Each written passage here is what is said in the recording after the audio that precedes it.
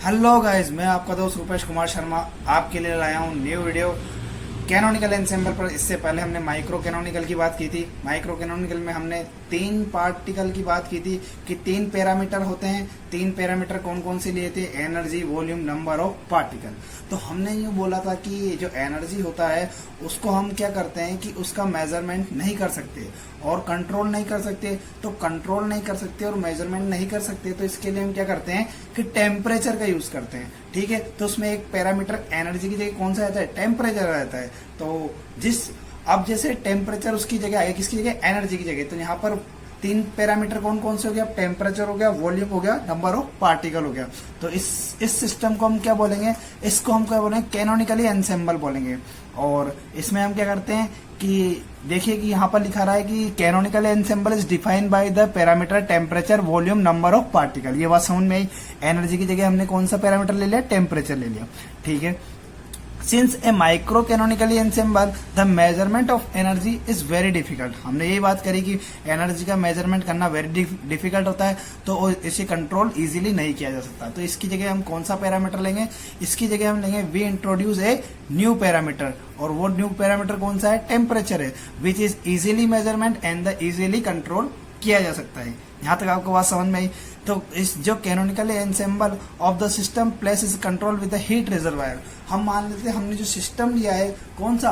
Canonical ensemble का, उसे हम एक हीट रिजर्वायर के अंदर मेजर करें कि जो equilibrium between system and heat reservoir कि इनके बीच में जब हम इस सिस्टम को, कौन से सिस्टम को? कैनोनिकली एंसेंबल को किसके अंदर रखेंगे? हीट रिजर्वायर के अंदर रखेंगे। हीट रिजर्वायर में हमने क्या करेंगे कि एनर्जी की जगह हमने क्या ले लिया?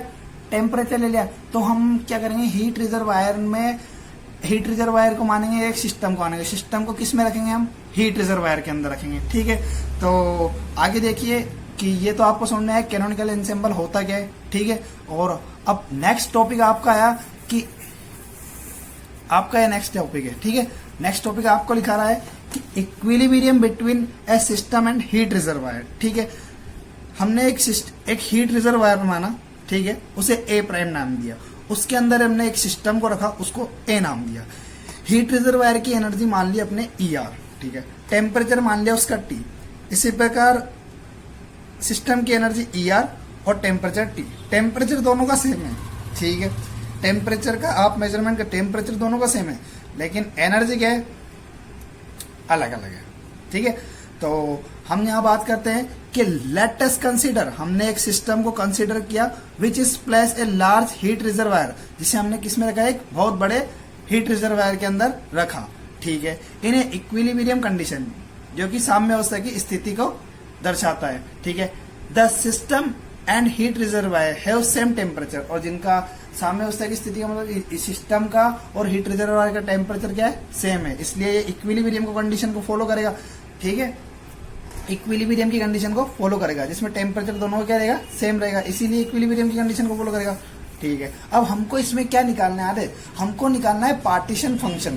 ठीक है, पार्टीशन फंक्शन निकालना है। वो पार्टीशन फंक्शन जब आपका निकल जाएगा तो उसमें हमें एप्लीकेशनें लिखनी है कि पार्टीशन फंक्शन की एप्लीकेशनें लिखनी है। फिर पार्टीशन फंक्शन अब जैसे आप निकाल लोगे तो पार्टीशन फंक्शन की परफेक्ट आइडियल गैस के लिए पार्टीशन फंक्शन क्या होता है वो हम डिनोट करेंगे आगे। लेकिन अभी यहाँ पर हम पार्टीशन फंक्शन निकालते हैं कि जो पार्टीशन फंक्शन होता है Z, वो कैसे निकाला जाता है। तो हमने बात करी कि सिस्टम और हीट रिजर्वायर, तो हमने मान लिया कि सिस्टम की एनर्जी और हीट रिजर्वायर की एनर्जी दोनों को हमने क्या करा? ऐड करा और एक कांस्टेंट एनर्जी के बराबर इसे मान लिया। ठीक है, इन दोनों की एनर्जी क्या होगी? ज्यादा होगी, मतलब let the energy of the system is ER। Energy system की ER होगी and energy of the heat reservoir ER।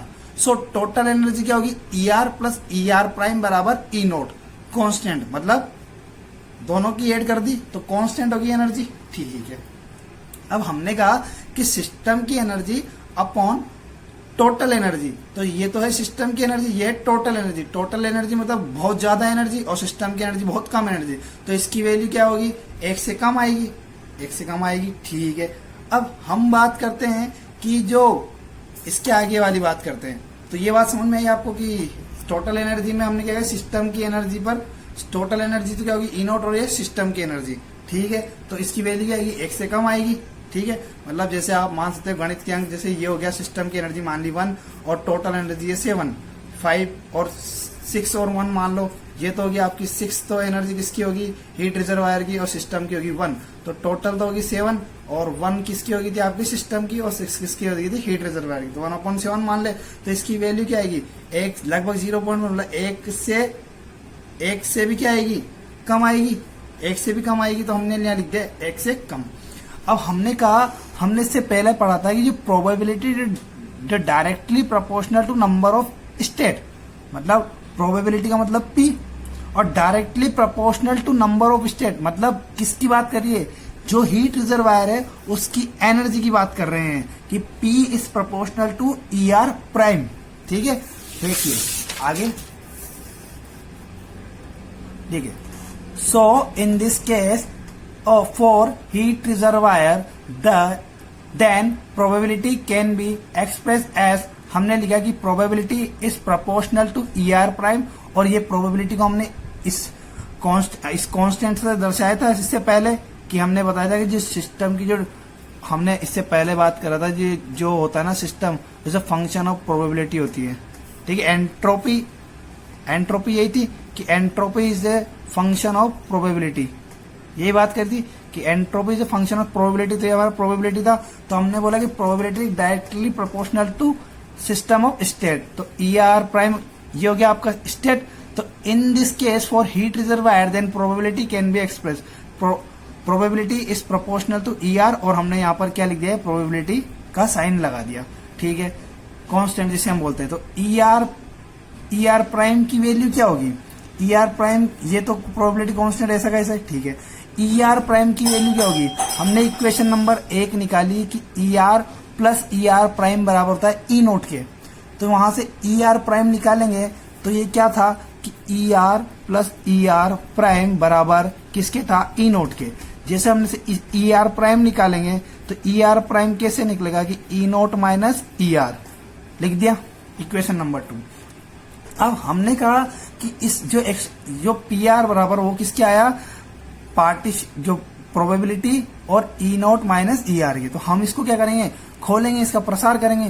प्रसार किससे करेंगे हम, इसके टेलर सीरीज से। टेलर सीरीज मेथड हमको पता है कि टेलर सीरीज मेथड कौन सा होता है कि इसमें हमारे पास 3 चीजें हैं। एक बार ये थोड़ा सा याद रख लेना कि किसको क्या मानना है, टेलर सीरीज कैसे यूज की जाती है।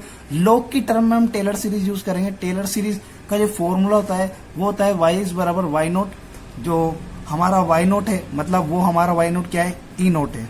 ठीक है, और जो x है वो क्या है, हमारा ER प्राइम है, यहाँ थोड़ा सा याद रख लेना आप। और E जो है वो क्या है आपका, x0 E0 है। ठीक है, मतलब x0 और y0 तो E0 ही है आपके। और ठीक है, आगे बात करते हैं, ये तीनों चीजें समझ में आएगी। x किसको माना, r को, और x0 किसको माना, E0 को, y0 E0 को। ठीक है, और लॉग के रूप में लेंगे। जैसे आपके पहली बात करते हैं हम, यहाँ पर ये आ गया, हमने ये कहा PR बराबर ये होता है, तो P की जगह हमने लॉग PR। ठीक है, फर्स्ट क्या है, y0 मतलब E0, उसका लोगे लॉग, और ये स्थिरांक तो साथ ही चलेगा, आपका कांस्टेंट जो है ये तो साथ ही चलेगा, तो लॉग क्या है, प्रोबेबिलिटी कांस्टेंट E0 प्लस अब y प्राइम, और किसके सापेक्ष, नॉट के सापेक्ष, नॉट के सापेक्ष, किसके सापेक्ष, नॉट। तो हम क्या करेंगे, y नॉट प्राइम का मतलब क्या होता है, डिफरेंशियल विद सिस्टम के रेस्पेक्ट में, और ये तो क्या है, लॉग प्रोबेबिलिटी कांस्टेंट और ER प्राइम। ER प्राइम की जगह हम क्या लिख सकते हैं, E0, क्योंकि हमारे पास क्या है यहाँ पर y0 है, हम y0 का कर रहे हैं अवकलन, किसके रेस्पेक्ट में, सिस्टम के रेस्पेक्ट में।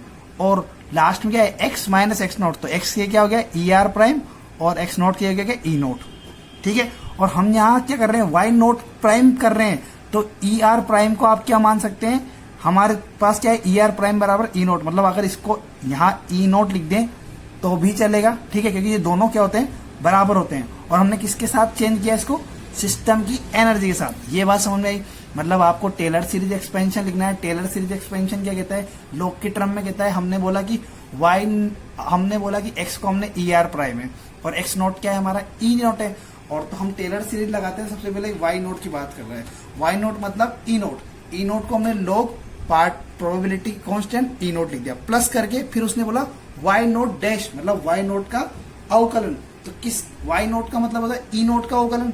तो ये देखिए आपको ई नोट की जगह तो हमने क्या लिख दिया, log probability constant E R prime. E R prime को क्या बोल सकते हैं, ई नोट लिख सकते हो आप यहाँ पर, ठीक है। जैसे वाई नोट है ना, तो आप ई नोट लिख सकते हो। हमने वाई नोट को क्या माना, ई नोट माना, तो आप ई आर प्राइम बराबर क्या लिख सकते हो, ई नोट लिख सकते हो। और अवकलन किसके सापेक्ष करेंगे, सिस्टम के सापेक्ष, सिस्टम की एनर्जी ई आर के सापेक्ष। उसके बाद क्या लिखना अपना, एक्स माइनस एक्स नोट। तो एक्स की जगह हमने क्या किया, E R prime heat reservoir की एनर्जी और ई नोट टोटल, ठीक है। ये बात समझ में आई, लिख दिया। इसी प्रकार आगे प्रसार करते रहो, जैसे y डबल प्राइम है, फिर x माइनस एक्स नोट है अपॉन 2 है, आगे प्रसार होता रहेगा। तो हमें आगे प्रसार करने की जरूरत नहीं है, हम दो से ही हम पार्टीशन फंक्शन हमारा z निकाल लेंगे, जो कि आगे निकलेगा कि वो प्रोबेबिलिटी से निकलेगा। तो प्रोबेबिलिटी हमको PR की वैल्यू निकालनी है पहले, तो जो वैल्यू आएगी उसके प्रोबेबिलिटी की जो बराबर जो वैल्यू आएगी वो हमारी पार्टीशन फंक्शन होगी। ये आपको बात समझ में आएगी, टेलर सीरीज एक्सपेंशन हमने कैसे निकाला और किसको क्या मानना है। आप इतना सा नोट को ई नोट मान लो, एक्स को क्या मान लो, ई आर प्राइम मान लो, और ई को ई नोट मान लो। ये टेलर सीरीज एक्सपेंशन होता है, मतलब किसका किसके सापेक्ष परिवर्तन हो रहा है, मतलब हीट रिजर्वायर की एनर्जी का सिस्टम की एनर्जी के साथ जो परिवर्तन हो रहा है वो यहाँ टेलर सीरीज। आपको यहाँ तक बात समझ में आई कि हमने टेलर सीरीज एक्सपेंशन निकाल दिया। टेलर सीरीज एक्सपेंशन निकाल दिया, ई नोट मतलब कि यहाँ पर कांस्टेंट है, कांस्टेंट ले लिया। माइनस का चिन्ह हमारे पास आ गया था, ई आर की जो वैल्यू आई, ये वाली वैल्यू ई आर माइनस के बराबर होती है, हमने रख ली। बीटा हमने ये वाला वैल्यू हमको क्या मान ली, हमने बीटा मान ली, बीटा मान ली। तो ये क्या हो गया आपका लॉग, लॉग है।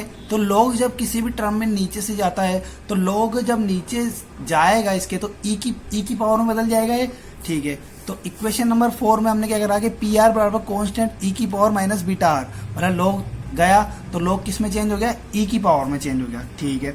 अब हम नॉर्मलाइजेशन कंडीशन लगा देते हैं, तो पी आर बराबर क्या होगा, ई आर बीटा आर और summation E R beta are.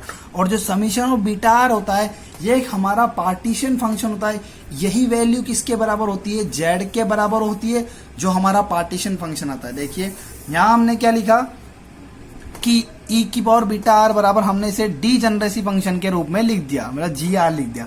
D जनरेसी function का मतलब होता है, आप देखिए डी जनरेसी फंक्शन का मतलब होता है कि सिंगल आइगन वैल्यू, मतलब ए एन पर हमको मैनी वेव फंक्शन, बहुत सारे वेव फंक्शन, जैसे एक मान लिया ए एन है, उसके समय साई एन 1 साई एन 1 ए प्राप्त हुआ। इसी प्रकार हमने एक वैल्यू, सिंगल वैल्यू है, आइगन वैल्यू फिक्स है कि एक ही आइगन वैल्यू है अपने पास, और वेव फंक्शन क्या अलग अलग प्राप्त हो रहे हैं। देखिए 1 2 3, ये 3 वाला प्राप्त हुआ, इसी प्रकार 4, मतलब एक सिंगल आइगन वैल्यू के थ्रू हमें बहुत सारी अगर वेव फंक्शन प्राप्त होते हैं तो उसे हम डी जनरेसी फंक्शन के नाम से जानते हैं, ठीक है। आप डी जनरेसी फंक्शन हुआ, ये आ गया हमारा पार्टीशन फंक्शन आ गया। पार्टीशन फंक्शन क्या आया, ये वाला हमने बोला जेड, और ये पार्टीशन फंक्शन हमने किससे निकाला है, प्रोबेबिलिटी से निकाला, ठीक है। तो मुझे लगता है कि आपको ये वीडियो, मतलब यहाँ तक का जो कंसेप्ट है वो एकदम क्लियर हुआ होगा कि हमने जो प्रोबेबिलिटी निकाली वो प्रोबेबिलिटी में हमारी क्या आई, पार्टीशन फंक्शन की वैल्यू आई। तो आगे बात करते हैं पार्टीशन फंक्शन की, ठीक है, ठीक है। यह आपका पार्टीशन फंक्शन है जेड, जो कि हमने आपको बताया कि जो आपका फॉर्मूला आया था, क्या आया था, पी आर बराबर ई की पावर आईटा बीटा ई की power beta E I upon summation of E की power minus beta E I, ठीक है।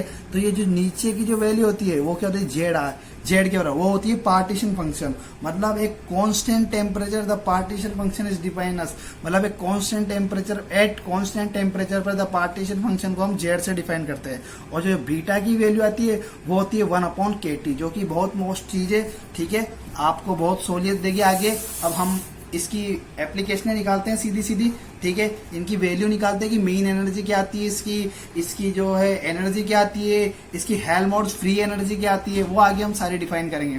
तो पहली है मीन एनर्जी। मीन एनर्जी क्या होती है, ई बार बराबर होता है summation P I into E I, ठीक है। अब हमको क्या क्या क्या देगा भाई, आपको पी आई की वैल्यू तो दे ही रखी है प्रोबेबिलिटी की, तो हमने कहा कि ई बराबर, हमने ये फॉर्मूला आपका मीन एनर्जी का रखा, पीआई की वैल्यू दे रखी है, आपको पीआई की पूरी वैल्यू दे रखी है, ठीक है। आपने पीआई की जैसे वैल्यू पुट करी तो आपके पास ये वैल्यू आ गई, ईआई की तो वैल्यू एज इट इज, और पी की वैल्यू हमने पुट कर दी। अब हमको ईआई की वैल्यू भी तो निकालनी पड़ेगी, तो ईआई की वैल्यू हम कैसे निकालेंगे? देखो पार्टीशन फंक्शन जब जेड लिखते हैं उसमें ईआई आता है, ईआई आता है, तो हमने पार्टीशन फंक्शन लिख दिया। अगर हम पार्टीशन फंक्शन का जेड का बीटा के रेस्पेक्ट में अगर अवकलन कर देते हैं तो हमें ईआई की वैल्यू मिलेगी कि नहीं मिलेगी? मिलेगी।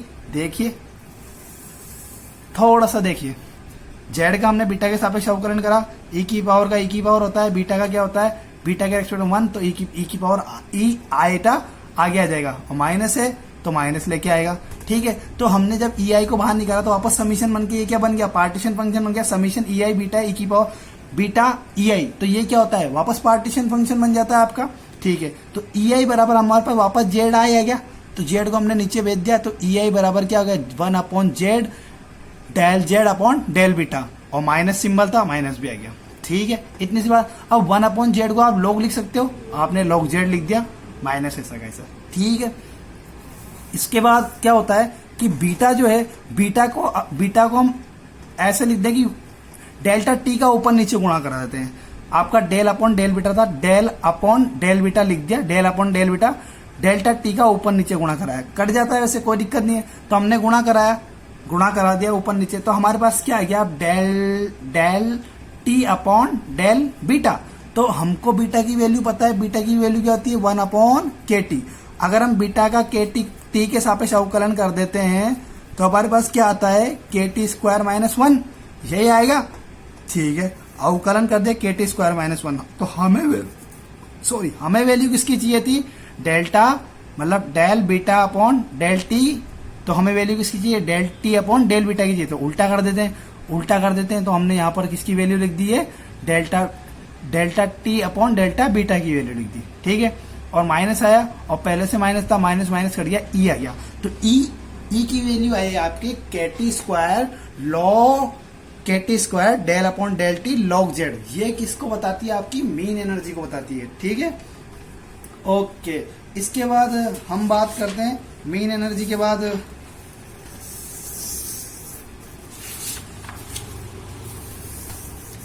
स्पेसिफिक हीट क्या होता है, सीवी बराबर डीई अपॉन डी टी। अब आपको ए की वैल्यू दे रखी है यार, ई की वैल्यू हमारे पास क्या आई थी, अब भी जस्ट आई थी आपके पास ई की वैल्यू क्या आई थी आपके पास अभी, क्या आई थी, के T square upon T upon log Z, यही आई थी, ठीक है। देख लेते हैं एक बार फिर से, यही आई थी, ये रही, ठीक है।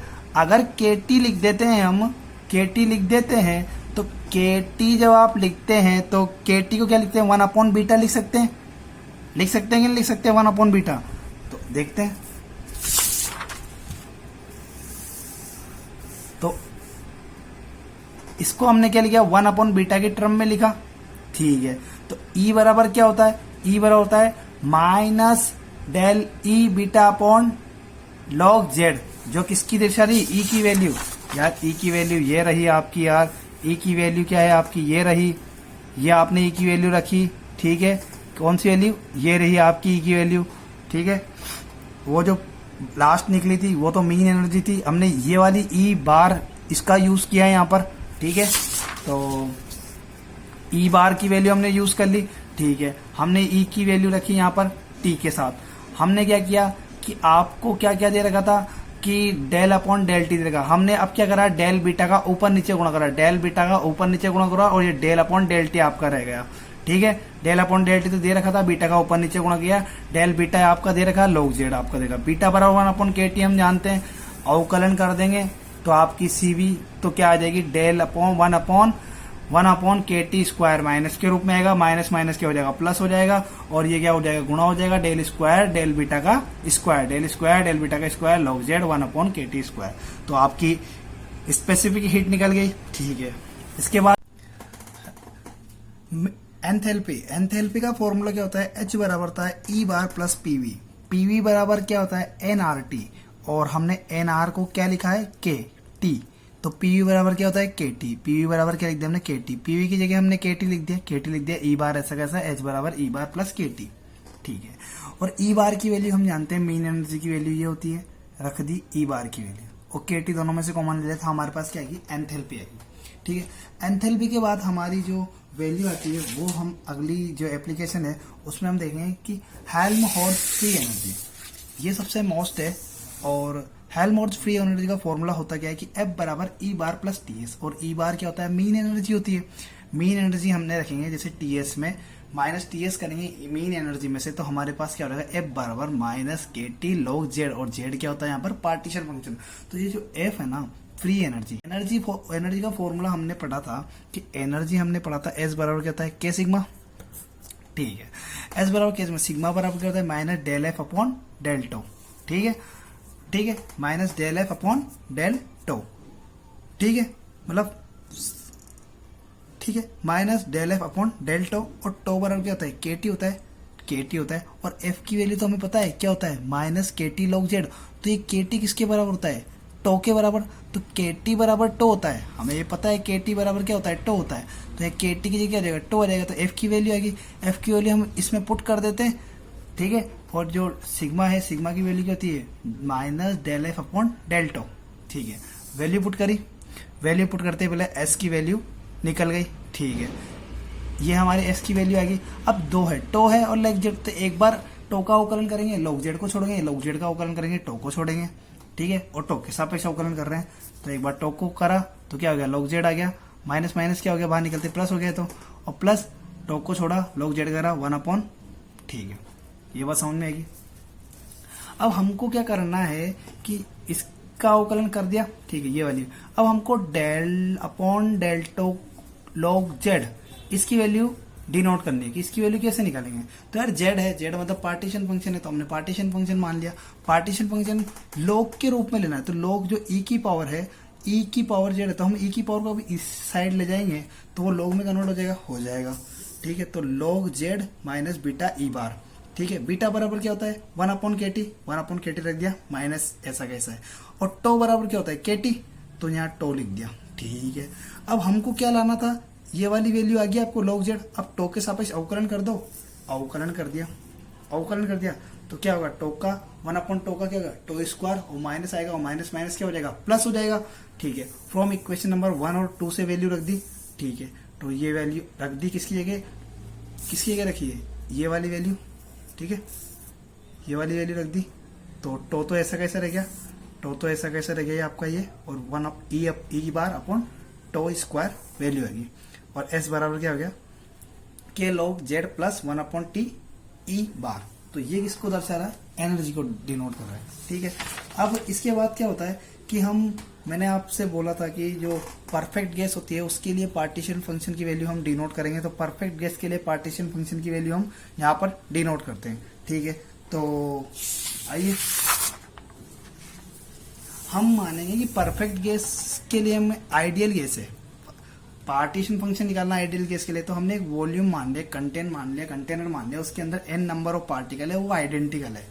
ठीक है, आइडियल गैस है, तो आइडियल गैस में क्या होता है कि जो आइडियल गैस में जो पार्टिकल के मध्य जो एनर्जी का जो ट्रांसफर होता है वो जीरो होता है, मतलब न तो एनर्जी का लॉस नहीं होता। तो हम जानते हैं कि जो आइडियल गैस है तो उसके लिए हम एनर्जी क्या मान लेंगे, एनर्जी में परिवर्तन क्या होगा, जीरो। ठीक है, तो हम यहाँ पर मानते हैं कि let us consider ideal gas which have consist N number of particle and volume V. Volume V के अंदर एन नंबर ऑफ पार्टिकल है, और total energy of ideal gas of given for given by, मतलब total energy ideal gas की क्या दे रखी है, ई बराबर P square upon 2m plus U. और यू क्या है यहाँ पर, एनर्जी है। तो हमने बोला कि एनर्जी तो क्या होगी यहाँ पर यार, एनर्जी में परिवर्तन, आइडियल गैस है तो आइडियल गैस के लिए क्या होता है, एनर्जी बराबर क्या होती है, जीरो होती है। ठीक है, आइडियल गैस के लिए बात करते हैं, और तो जीरो होगी तो ये ई बची। अब हमको पार्टीशन फंक्शन निकालना है जेड, तो पार्टीशन फंक्शन की हमें वैल्यू रखनी पड़ेगी, जेड बराबर क्या होता है, ई की power minus beta E I. ठीक है, अब हमें पार्टीशन फंक्शन निकाले पूरे वॉल्यूम के लिए निकालना, तो इंटीग्रल फॉर्म में लाना पड़ेगा पार्टीशन फंक्शन को, इंटीग्रल फॉर्म में हम लेके आए। ठीक है, पूरे वॉल्यूम के लिए बात करें कि वॉल्यूम के अंदर नंबर ऑफ पार्टिकल, उसके लिए पार्टीशन फंक्शन हमको डिनोट करना है, तो वॉल्यूम में बदल लिया, ई की पावर माइनस बीटा ई ऐसा कैसे रख दिया। अब वॉल्यूम है तो वॉल्यूम के लिए क्या निकालेंगे, कोऑर्डिनेट, पोजीशन और मोमेंटम, दोनों कोऑर्डिनेट लिख दिए, पोजीशन और मोमेंटम, और क्यूब के रूप में लिखे, वॉल्यूम के रूप में लिख दिए, और अपॉन एच क्यूब, ठीक है, 1/h³। ये इसका फॉर्मूला हो गया किसका, कि जो पार्टीशन फंक्शन है उसे हमने किस एलिमेंट के रूप में लिखा, वॉल्यूम एलिमेंट के रूप में लिखा, मतलब इसका क्या निकाला हमने, इंटीग्रल निकाला। अब n मोल है, तो जो n मोल है तो हम क्या करेंगे, n मोल से इसे डिनोट करेंगे, मतलब n मोल हमने पावर में n लिख दिया n मोल के लिए, और 3 था, 3 में भी n लिख दिया, और n का फैक्टोरियल लिख दिया, मतलब n मोल के लिए जैसे ये बात करेगा कि n मोल हमें निकला है, तो n मोल के लिए हमने क्या, n नंबर ऑफ पार्टिकल होते हैं, तो n को हमने यहाँ स्क्वायर कर दिया और n का फैक्टोरियल n लिख दिया, 3n लिख दिया, मतलब जिस भी पार्टिकल की बात करें वो नंबर ऑफ है, तो नंबर की जगह हमने क्या लिख दिया, n लिख दिया, ठीक है। e की वैल्यू क्या थी, e की वैल्यू हमको पता है p²/2m थी, e की जगह p²/2m लिख दी, ठीक है। हमें ये पता है कि जो कोऑर्डिनेट और मोमेंटम, देखो जो कोऑर्डिनेट होता है ना q, वो तो बताता है वॉल्यूम को, ठीक है, और मोमेंटम होता है ना वो किस चीज को डिनोट करता है, उसके एरिया को। एरिया मतलब कि कितना एरिया वो जैसे एरिया की बात करें और वॉल्यूम की बात करें, तो वॉल्यूम तो क्या हो जाएगा उसका v, और एरिया क्या हो जाएगा, एरिया हम पार्टिकल की बात करें तो एरिया ऑफ गैस का पार्टिकल कितना होता है, 4πr², इसका हम लोग गोले के रेडियस के बराबर मान लेते हैं, ठीक है, यही होता है, ठीक है। तो जो डी क्यू है का क्यूब, मतलब तो ये किसको बताएगा, वॉल्यूम को बताएगा। ये कौन सा कोऑर्डिनेट है, पोजीशन का कंपोनेंट है, और ये मोमेंटम का, तो पोजीशन मैंने बताया कि पोजीशन का जब वॉल्यूम करेंगे तो वो किसको बताएगा, वॉल्यूम को बताएगा। पोजीशन का जब इंटीग्रल करते हैं वो किसको बताता है, वॉल्यूम को बताता है, और मोमेंटम करते हैं तो वो एरिया को बताता है, ठीक है। तो ये तो वॉल्यूम हो गया, तो वॉल्यूम भी n के रूप में आएगा, n number of particle, n number of particle. ये n की बात समझ में आ रही ना, n क्या है, नंबर ऑफ पार्टिकल, n मोल के लिए बात करें तो फैक्टोरियल भी n का लिया है, ठीक है। उसके बाद मैंने मोमेंटम की बात करें तो मोमेंटम एरिया को डिनोट करेगा। एरिया क्या होता है, 4, अब p के रूप में है, मोमेंटम के रूप में, तो 4πr की जगह क्या जाएगा, p²dp, मतलब 4πp²dp, एरिया हो गया, ठीक है। अब यार ये 4π अगर बाहर निकाल दे तो यार ये किस प्रकार का फंक्शन है, यार ये गामा फंक्शन का फॉर्मूला तो लग रहा है आपको, लग रहा है x²। देखो हम जानते हैं गामा फंक्शन का ये फॉर्मूला होता है कि x की पावर n e की पावर -α x की पावर m dx बराबर होता है 1/(1+1n+1) अल्फा की पावर n+m। मतलब इस फॉर्म में ये फॉर्मूला आपको दिख रहा है। यहाँ x की क्या है, p है, x की जगह क्या है, p है, और n की जगह तो 2 है, और m की जगह क्या है, 2, और माइनस अल्फा की जगह क्या है, माइनस अल्फा की जगह -β/2m। तो अल्फा की वैल्यू क्या देगी, प्लस, क्योंकि फॉर्मूले में तो क्या होता है माइनस है, और यहाँ भी ये क्या है, माइनस की फॉर्म में है, तो ये क्या फॉर्म, अल्फा की वैल्यू किस फॉर्म में आएगी, प्लस के फॉर्म में आएगी, ठीक है, ओके, ठीक है। अब हमें क्या है कि n की पावर 2 है, m की पावर 2 है, फॉर्मूला क्या होता है 1/m फैक्टोरियल n+1/m अल्फा की पावर n+m, ठीक है। रख दो, 4π क्या है, कॉन्स्टेंट, बाहर निकाल देंगे, बाहर निकाल दिया, ठीक है, बाहर निकल गया 4π। m की जगह रख दिया हमने 2, n की जगह भी 2, m की जगह भी 2, अल्फा की जगह माइनस की जगह आ जाएगा प्लस, क्योंकि फॉर्मूले में माइनस है, तो ये फॉर्मूला की कॉपी, और हमें यहाँ पर क्या लाना है, प्लस लाना है, मतलब प्लस का ही मानेंगे अल्फा, तो अल्फा क्या हो जाएगा β/2m, और n की जगह 2 + 1, m की जगह 2। ये बात समझिए। जब इसे हम खोल देते हैं, ठीक है, तो देखो 2 से 4 घटा कितनी बार, 2 बार, 2π आ गया, ठीक है। अब ये क्या होगा, 3/2, ठीक है।